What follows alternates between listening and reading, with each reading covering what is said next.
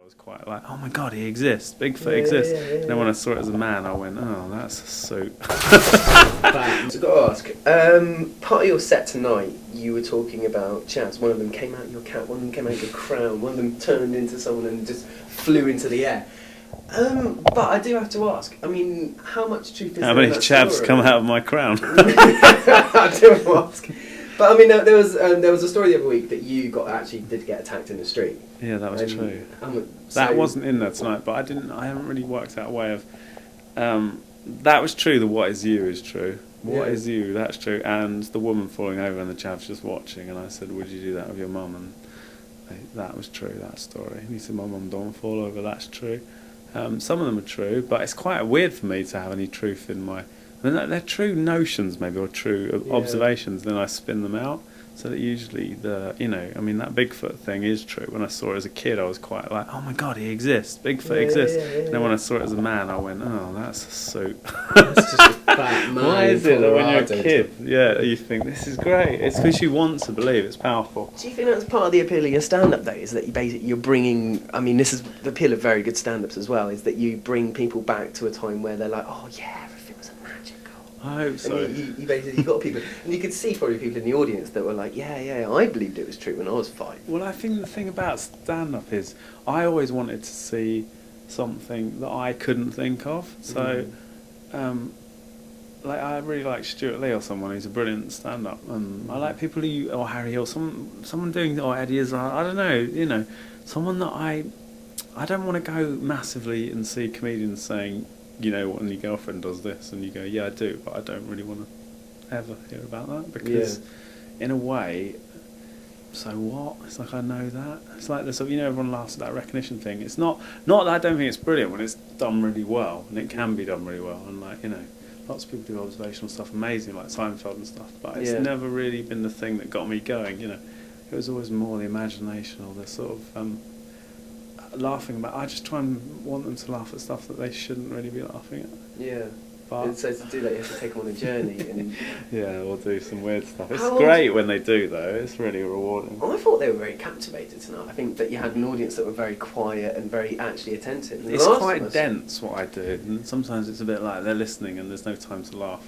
Yeah. Sometimes when I haven't worked out how to make the stuff work in order of laughs and rhythms of the way you speak and phonetics and stuff, like sometimes what happens is there's little pockets where you give them a little punchline or something that sounds like a punchline, and then you move on and there's a pause. It's like a dance almost. You just, when you haven't worked it out, you're just sort of speeding through it, but then when you have worked it out, to kind of swing When them to around pause, when and to then enjoy. step back so that they can laugh in all the right places. And actually, when you first write stories, you don't know where the laughs are going to come, so you're just rattling through it.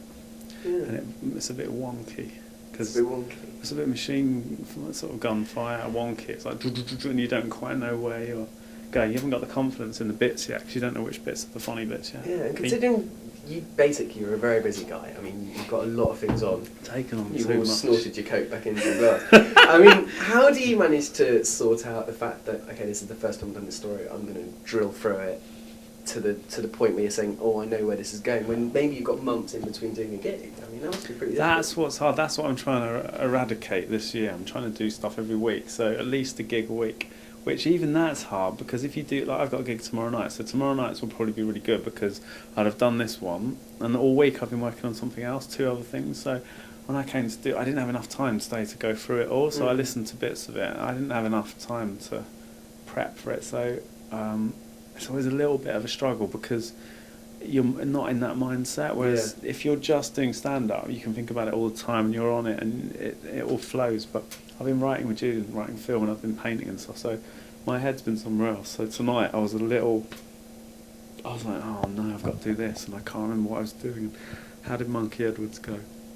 But tomorrow, because I'm doing 2 gigs tomorrow, I'll be much more on it, and because the second half of this gig didn't go that well, I'll be really fired up. I'm like, right, fuck it, You're gonna make this work. Yeah, and then the problem is I'll lose it by the next gig a week later. I'll slightly lose that. But what you have to be confident in is that you are getting new bits and you're moving it all forward slowly all the time. And then when I want to do a tour, before I do a tour, I'll do warm-ups of about 20 gigs in a row, really.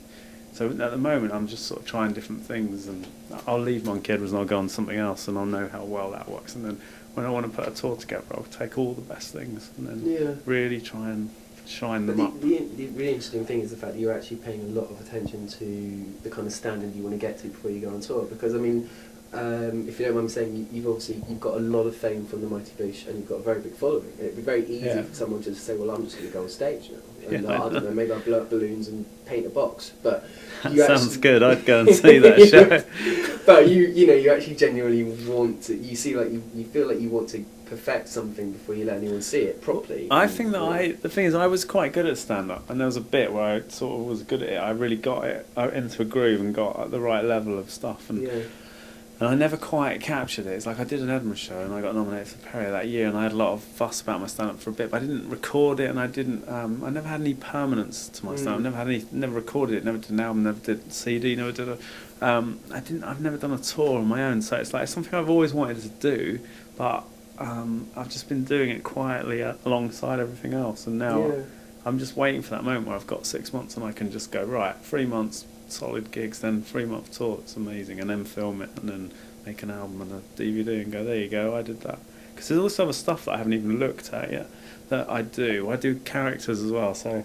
Well, yeah, a lot. I mean, you've I got haven't- the characters come out in the Boosh. I mean, the Hitcher is one great one. I haven't really been doing characters yet, so there's a few characters I want to do.